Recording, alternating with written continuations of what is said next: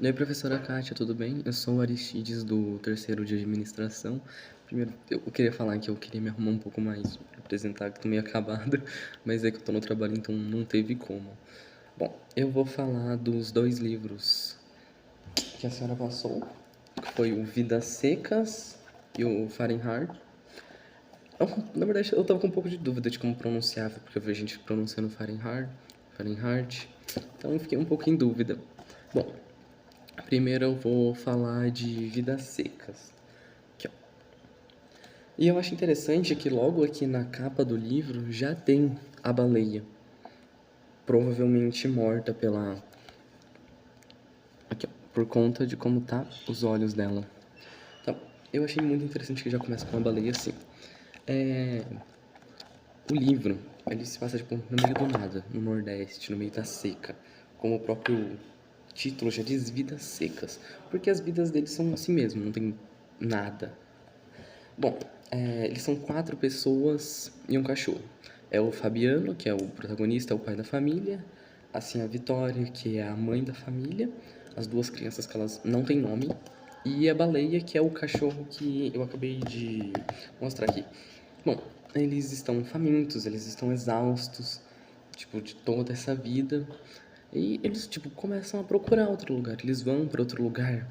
E mesmo com a seca, mesmo com tudo que esteja acontecendo, eles não desistem. Eles acabam encontrando uma casa onde eles vão ficar. E o Fabiano, ele consegue um trabalho como vaqueiro, porque era uma casa abandonada, se instalaram ele mesmo. E o Fabiano consegue o trabalho como vaqueiro. Mas ele ainda assim continua sendo humilhado, sabe? E ele tem essa vida meio trajante, mesmo trabalhando, ele não consegue dar nada para a família dele. Claro, a condição melhorou um pouco, mas não muita coisa assim. E teve uma vez que ele foi pra cidade, não sei se agora está em ordem cronológica, não lembro. Ele foi pra cidade e ele acabou sendo preso lá, injustamente, sabe? E tem muito negócio de que o próprio trabalhador do Nordeste, um pouco mais nessa época, ele odiava esse negócio de ser chamado de ladrão, de ser acusado injustamente. Então ele fica muito com raiva de si mesmo, sabe? Ele se sente um bicho porque ele é um trabalhador, ele não fez nada de errado. E a coisa que eles mais queriam na vida deles era viver de maneira digna. Tanto que assim, a Vitória sonhava em ter uma cama de couro. Para isso era dignidade para ela. E ai, é muito triste que a baleia acaba morrendo. Ela fica com raiva, ela pega raiva e aí ela fica muito doente. E o Fabiano, ele pensa em dar o fim na vida da baleia, mas ele erra o tiro. E aí ele fica tipo muito mal com isso, porque, querendo ou não, ele gostava da baleia, ele não queria ver ela sofrendo, por isso que ele já até pensou em matar ela mesmo, mas ele acaba errando o tiro. E é tenebroso isso, porque a baleia é o personagem que acaba mais sentindo, sabe? Que mais vê. Provavelmente é o personagem mais famoso do livro. Eu não só li o livro, como acabei vendo algumas resenhas dele. E o professor José Alencar, ele até comentou que provavelmente a baleia era um dos 10 personagens mais famosos da literatura brasileira. Porque ela pega demais, né?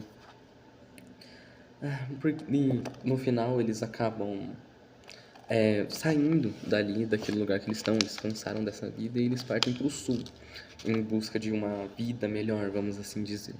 Porque, querendo ou não, eles estavam num lugar ainda muito insalubre, eles estavam num lugar muito ruim, então não tinha muito o que eles fazerem, assim, sabe? Então resolveram tentar uma vida melhor no sul, porque não é que, né? Eles estão só com a esperança de que talvez eles consigam uma vida melhor.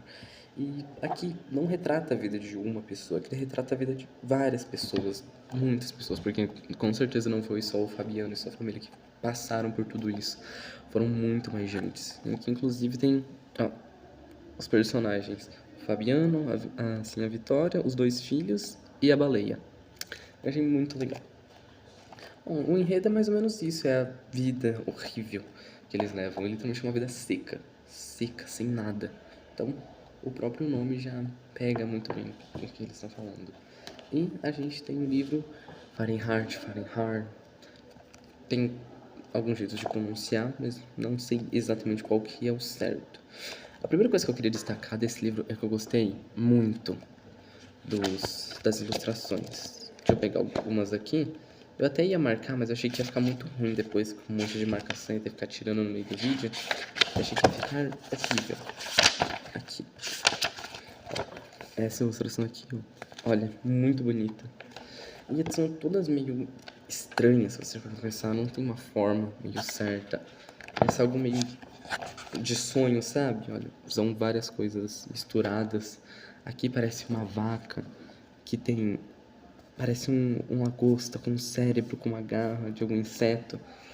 Então é algo meio lúdico. Aqui as pessoas meio deformadas e o papagaio. Aparentemente um papagaio. Eu acho que não. Mas parece um papagaio, se for parar pra ver. Acho que esse bicho aparece aqui no início também. Bom, né? Não importa se ele é um papagaio, se ele não é um papagaio. Isso aí não importa. Bom, eles vivem numa sociedade distópica. Distópica é o contrário de utópica, a senhora sabe, mas tô gravando como se fosse uma resenha. É uma sociedade distópica, ou seja, é o contrário de utopia, ou seja, tudo ruim, tipo pós-apocalíptico, Mad Max, essas coisas. E é um pouco ao contrário, porque normalmente quando acontece alguma distopia, eles tentam sempre preservar os livros, preservar o conhecimento. E aqui não. E aqui eles queimam os livros, eles querem acabar com esse conhecimento. Tanto que tem uma fala...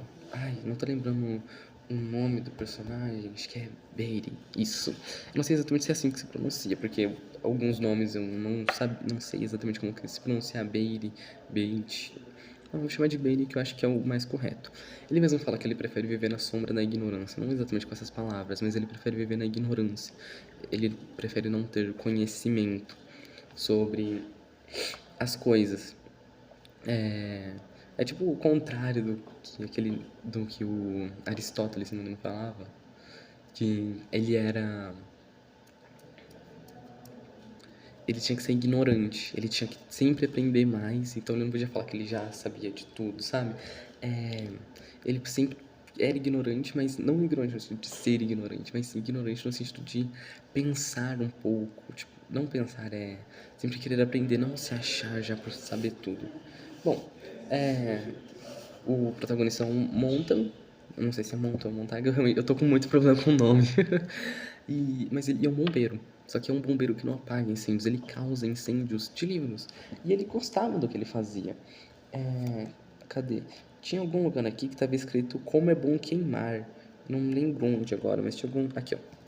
Era um prazer queimar. Então, ele gostava de queimar, a princípio. Porque ele acredita que ele está fazendo o correto, porque foi imposto na cabeça dele que ele está fazendo o correto.